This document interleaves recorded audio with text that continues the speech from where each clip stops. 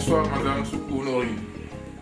Bonsoir Monsieur. Je rappelle que vous êtes la présidente de l'association des femmes et filles de Yokolo en France. Et vous êtes native de Nayo, un grand village érigé en sous-préfecture sous le régime de Koudou Laurent Gbagbo. Madame la présidente, avez-vous autre chose à dire sur ce que je viens de vous dire? Non, tout d'abord, je voulais saluer les téléspectateurs, te remercier pour l'importance que tu me donnes et que tu sois venu chez moi pour m'interviewer, pour que je dise quelque chose sur mon association et ma région. Merci beaucoup. Merci. Et le plaisir est partagé d'être accepté chez vous, juste pour cette interview. D'accord. Madame la présidente, comment se porte l'association? En ce moment, je ne peux pas dire que l'association se porte très bien parce que ça fait 2 mois que je n'ai pas eu de réunion.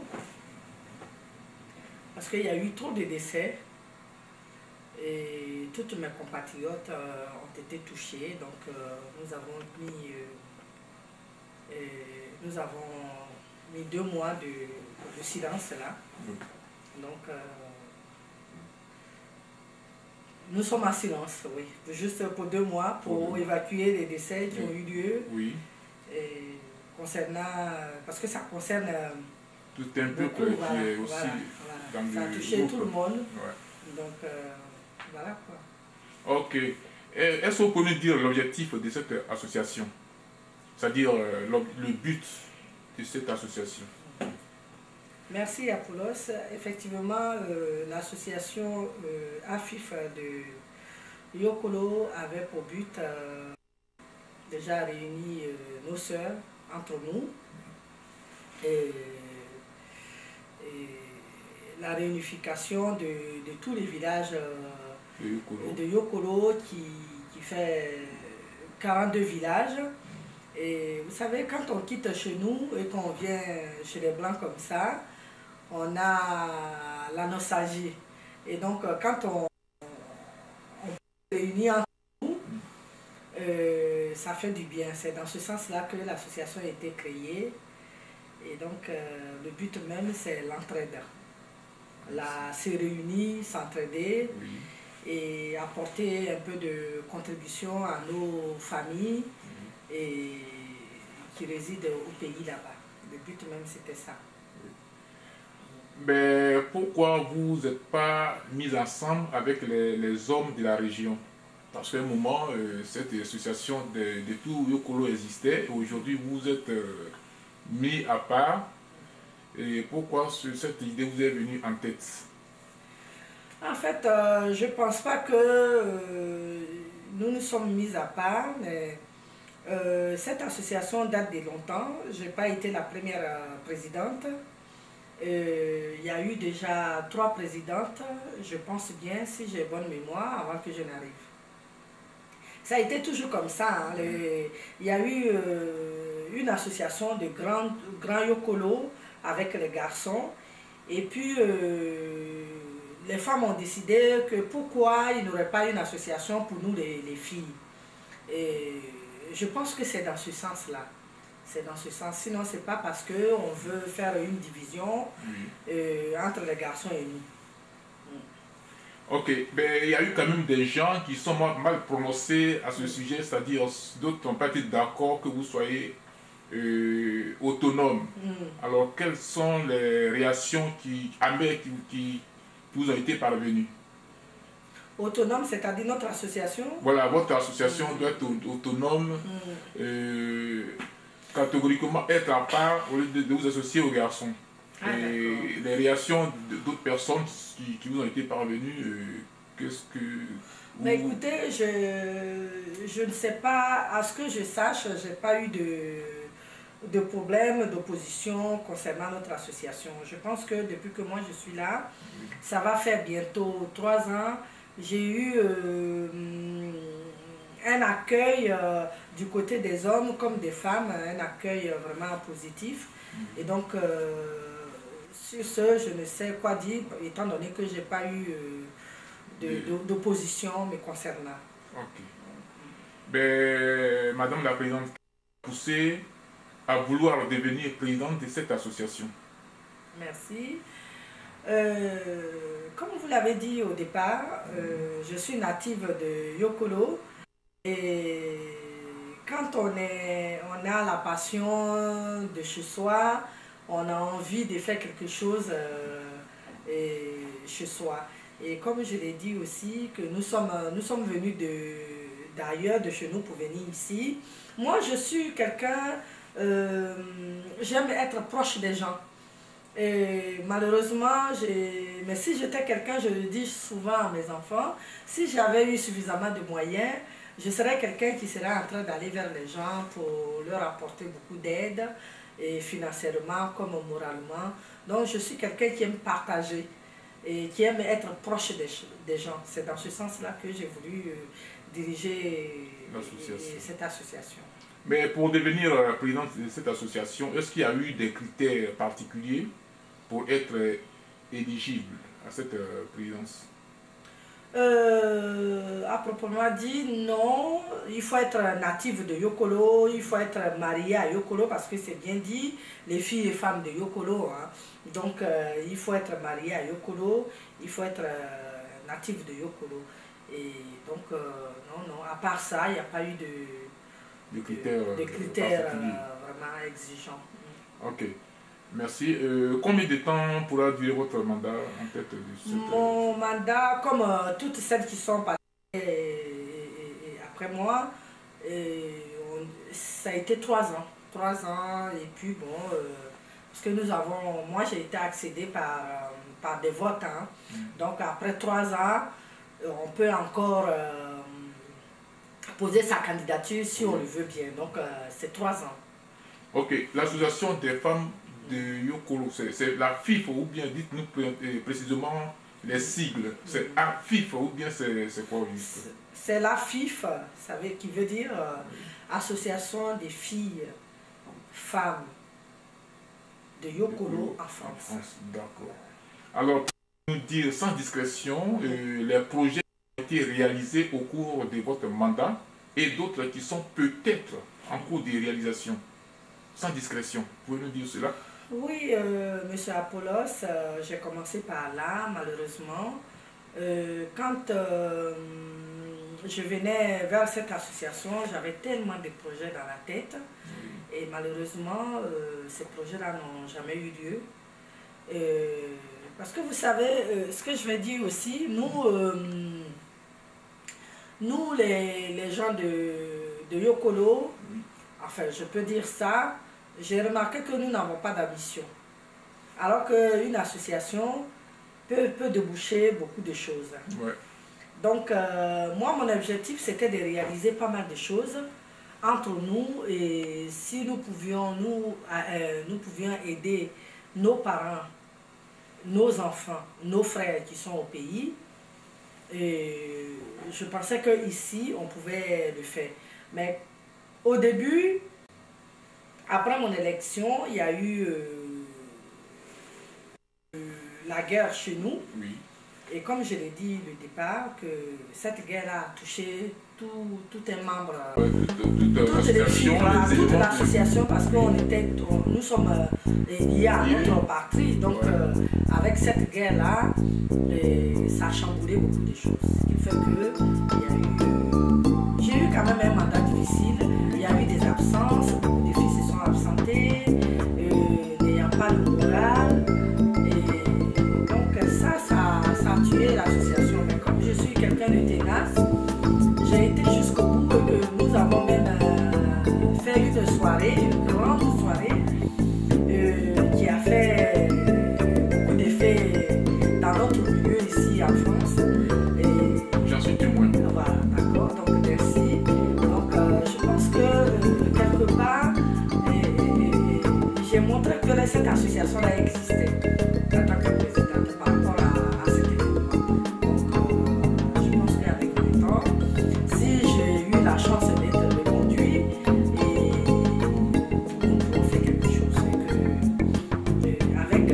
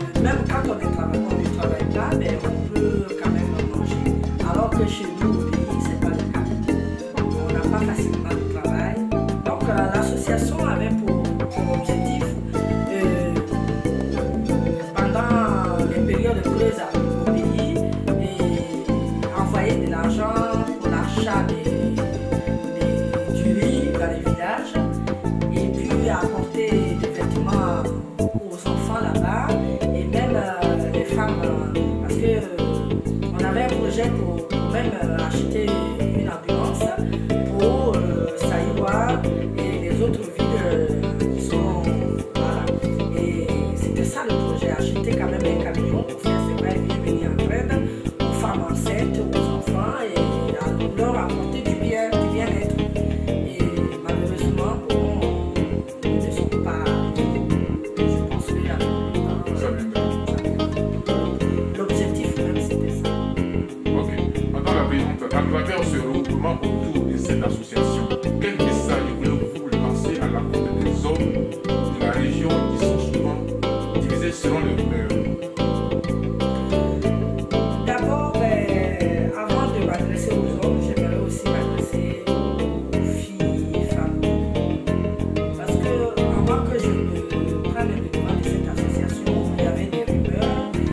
Et puis, celles qui ont présidé après moi, avant moi, et parlaient de ça, mais je n'avais pas cru. Comme on dit chez nous, il faut aller sous l'arbre pour mettre un éveillage.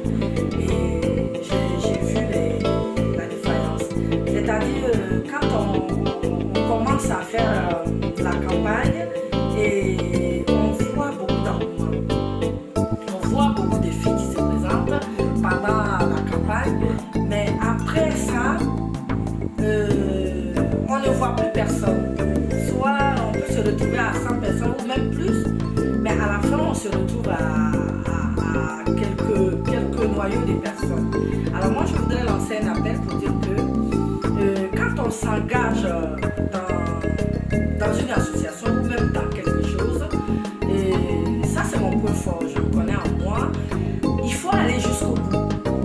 Donc nous sommes là, nous sommes ici, nous qui avons la chance. Nous avons la chance plutôt, mais ceux qui sont là-bas n'ont pas cette chance. Donc quand on prend un engagement, il faut aller jusqu'au bout. Et que ce n'est pas la présidente qui doit tout faire. Voilà, c'est vrai, je suis la présidente, mais nous devons tous militer pour la réussite de ce on veut faire, on veut réaliser. Et aujourd'hui, ce petit côté-là, mes compatriotes n'ont pas encore compris ça. Et j'attire l'attention sur les membres de l'association, que ce soit les hommes et les femmes aussi. Parce que ça y va pour les hommes et pour les femmes. Ok, donc les élections sont souvent les facteurs de division dans les milieux associatifs comme politiques. Alors, quelle a été votre stratégie qui a pu sauvegarder votre unité? Parce que souvent, après les élections, les gens se dispersent, il y a toujours des problèmes, d'autres créent une association à part, mais vous avez réussi à unir toutes les femmes de nouveau. Et dites-nous quel est votre pouvoir qui vous a permis d'être si unis. Merci Apollo.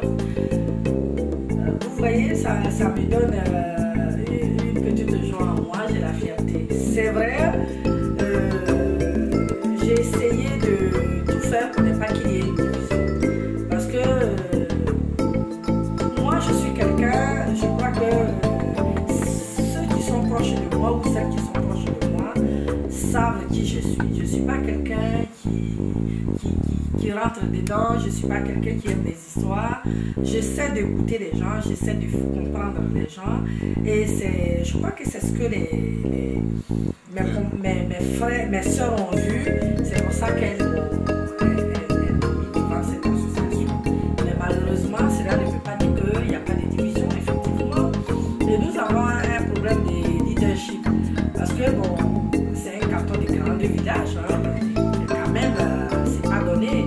Il y a certains villages qui se plaignent parce que souvent les présidentes viennent de l'autre côté, je ne sais pas comment expliquer. Et donc il y a toujours ça. Mais moi j'essaie de faire comprendre à celles qui s'opposent à cela que ce n'est pas une raison, que une famille après tout. Et ça a marché, ce qui fait que j'ai pas eu de soucis encore je touche du bois et je m'attends avec, avec un bon nombre de femmes de cette association. Heureusement pour moi. Ok. Ben, il y a eu les mauvaises, et même les bonnes langues disent que votre bureau était trop large, qu'il y a eu trop de membres. Si cela était vrai, pourquoi un tel monde dans votre bureau? Et est-ce que cela fait partie de votre stratégie d'unité, quoi? Oui. Effectivement, M. Apollos, quand j'ai pris l'association, je reviens toujours à la case départ, j'ai une sœur que j'ai remplacée, mais quand elle a fini son mandat, elle n'a pas, je ne sais pas comment ça s'est passé, je ne veux pas être une langue de bois, voilà. Mais il y a eu une pause qui a duré pendant 7 ans. 7 ans, il n'y avait pas de vie d'association, il n'y avait rien. Et c'est en cela que moi je suis venue. Donc ma stratégie c'est quoi? J'avais voulu réveiller cette association-là. Et comment j'ai voulu, et encore, moi quand je suis venue au devant de cette association, ça a été vraiment... un changement, plus, voilà, il y a eu un changement, motivation. voilà, il y a eu un changement qui n'a pas été comme autrefois. Moi, il y a eu une campagne qui a été faite comme si on allait vraiment aux vraies élections présidentielles. Ça a été un grand engouement. Et il y a eu beaucoup de filles qui sont sorties. Alors, ça m'a montré que ces filles-là, effectivement, pendant le temps calme, avaient besoin de cette association. Donc, pour moi, il fallait élargir le bureau. C'est dans ce sens-là que j'ai mis bon nombre de femmes pour que toutes, on arrive à... J'essaie de réveiller l'association. Je ne voulais pas faire des jalouses. C'est ma façon. Est-ce a été mauvaise, mais je ne crois pas parce qu'aujourd'hui, je m'attends avec ces femmes-là, même si elles ne sont pas régulières. Je pense que je ne regrette pas cela. Si il y a des critiques dessus, mais je ne regrette pas. Parce que ça fait que beaucoup de filles, voilà. Nous allons, excusez-moi, madame la présidente, nous allons passer à une petite question qui va peut-être vous énerver. Ah bon? Mais je m'excuse. Vous êtes la présidente de l'association de Yokolo en France, dont la première personnalité responsable des activités du canton. Merci. Ici en France. En un mot, vous êtes madame le canton de Yokolo en France. Ça m'a ravi, merci. Si je puisse le dire, hein. Que pensez-vous de l'explosion de l'association de la sous-préfecture de Naïo? Je voudrais parler de 2 supports d'opinion, Zadi Célestin, président de Naïo, village, alors qu'il existe une seconde association des familles Naïo, dont il est encore président. Et Arma Kipré, le président de l'association de la sous-préfecture de Naïo. Est-ce que cela est une stratégie de vouloir régner seul? Et cela est votre souhait de mieux exister quand il y a la division au sein de Naïo? Non, je ne pense pas parce que mon association, comme vous-même vous l'avez dit, que mon association représente tout le grand canton de Yokolo. Donc, ce n'est pas une association d'une sous-préfecture qui va faire que... non, je pense pas. Je pense pas. Mais seulement, ce que je vais dire, à chaque... parmi les grandes associations, il y a une famille. Je pense que M. Dibé a dit et milite, est président d'une petite association familiale qui n'a rien à voir avec la grande association. Même, je pense que même le président, dans son village, a une association familiale. Mais je vous rappelle excusez-moi madame, je vous rappelle que Célestin n'est pas le président d'une association familiale parce que il y a d'autres éléments du grand village qui militaient au sein de l'association de la sous-préfecture qui ont déserté pour venir avec lui. Et cela fait une division au sein de notre association mère de la sous-préfecture de Sayor et de Naïo, excusez-moi. Et c'est de ça que je parle. Est-ce que cela ne vous dit rien en tant que la première femme responsable du canton? Qu'est-ce que vous pensez de cela si la division persiste? Alors, ce qui se passe dans l'association que M. Digbé Zadi préside, que se trouvent des éléments qui viennent de la grande association, ça, je m'y ai toujours opposé parce que c'est vrai, c'est mon président, M. Digbé Zadi, que j'aime beaucoup. Il est en même temps mon président, mon frère, donc j'ai beaucoup de sympathie pour ce monsieur-là. Mais au départ, quand nous avons fait une autre petite association familiale, et je me suis opposée.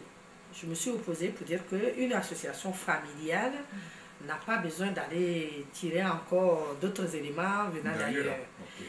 Malheureusement, c'est ce qui se passe. Et je me suis toujours opposée. Que tu ailles, qu'on aille dire à M. Digbé Zadi, parce que je sais que ces interviews ne peuvent pas peut-être passer inaperçues, il le verra. Mais si moi je suis une personne honnête, je me suis toujours opposée. Voilà. Donc, quand vous faites quand même des remarques, quel est son point de vue qui lui permet d'accepter ces éléments au sein de son association familiale? Je pense que je ne lui fais pas des remarques, hein. Je me suis opposée, ce ne sont pas des remarques, mais apparemment, moi je pense que s'il y a des remarques à faire, je devrais faire des remarques aussi à ceux qui sont partis de chez eux et venir s'impliquer dans cette association familiale. Je n'ai pas de... Je me suis opposée, mais Tu n'as pas à lui porter aussi des remarques vis-à-vis de ces éléments qui désertent de leur... non, je lui ai dit que ça ne me plaisait pas. Ça ne me plaisait pas, voilà. Bon, ben, Madame la Présidente, nous sommes presque à la fin de notre interview. Quels sont vos derniers mots à l'encontre des Yokolois et Yokoloises? Alors, ce que je voudrais dire aux gens de Yokolo, et que ce soit filles et femmes, une association, moi je vois ici qu'il y a des Maliens, des Sénégalais, n'importe qui, ils ont des associations. Et ces associations que je vois sont bien parties par rapport à nos associations, et entre guillemets, de Yokolo, tout ça, que je vois qui ne fonctionnent pas comme il faut, comme les autres. Pourquoi? Parce que nous qui venons de la Côte d'Ivoire, surtout le canton Bété, nous avons, je ne dénigre personne parce que bon, ça fait partie de la coutume, hein, mais quand c'est trop, il faut le dire, quoi. Je trouve que nous aujourd'hui, nous qui sommes venus de chez nous et venus se chercher, nous privilégions aujourd'hui les décès. Les décès. Quand il y a un décès, nous nous retrouvons là massivement. Mais jamais que on va créer une association où il y aura des choses créatives. Par exemple, venir en aide nos parents qui sont là-bas, je vois qu'ils ne sont pas motivés. Donc je lance un appel. Que nous trouvons, que nous les gens de Yokolo, que nous copions sur les autres. Que nous faisons pareil comme les autres. Parce que ici en France, nous sommes venus apprendre. Qu'est-ce que nous sommes venus apprendre? Des bonnes choses. Donc, il ne faut pas qu'on privilégie les décès. Et d'ailleurs, moi je suis venue en 93, j'ai vu qu'au sein de Yokolo, il y avait un engouement. Il y avait une solidarité entre nous. On s'aimait beaucoup. Il n'y avait pas de discorde comme ça. Et j'aimerais bien que ce soit filles et hommes, que nous retrouvons cela. Et que nous pensions à ceux qui sont malheureux au pays. Vous voyez, après la guerre, aujourd'hui, quels sont ceux qui sont touchés? C'est nous, les gens de l'Ouest. Nous avons besoin, les parents ont besoin de nous. Et l'association, quand une association est bien structurée, ça peut être aidé par les Blancs. Il peut y avoir des subventions. C'est ce qu'on appelle subvention. Subvention, c'est lié, par exemple, une école, de la mairie à l'autre mairie d'Abidjan, de l'école à une autre école, et puis l'entrée... On coopère jumelage. Voilà, un jumelage, voilà. Un jumelage comme ça. Mais jamais il y a eu ça. Mais quand il y a un décès, alors là, on loue des salles à des prix faramineux, et puis on fait des collectes de dons, on peut se retrouver à 20 000 €, mais quand il s'agit d'aider quelqu'un au pays, cet argent-là ne peut pas sortir. Et ça, je déplore ça. et que ça cesse. Et qu'entre nous, qu'on n'évolue pas seulement dans les veillées. Voilà le message que je voulais passer. Merci Madame la Présidente. Je ne voudrais pas profiter de votre générosité pour prendre tout le temps. Une petite question qui va rester. Bientôt l'été, quel est votre projet avant qu'on ne se sépare? Alors, je vais vous dire, peut-être je m'annonce, mais en tant que présidente, j'assume. Alors, nous sommes en train de préparer actuellement la dédicace de notre frère, notre sœur Yao Rose, qui va se passer en avril. C'est pas l'été, mais bon, après avril, on aura peut-être des projets qui vont arriver, mais là, le projet en cours, là, dans l'immédiat, c'est la dédicace de notre sœur. Et j'ai eu qu'est-ce que je dois dire? J'ai eu l'honneur que ma sœur vienne vers moi pour que je rassemble toutes les sœurs, les frères, tout et tout, pour que nous faisions une belle dédicace pour notre sœur. Je vous remercie, madame. Merci. Merci.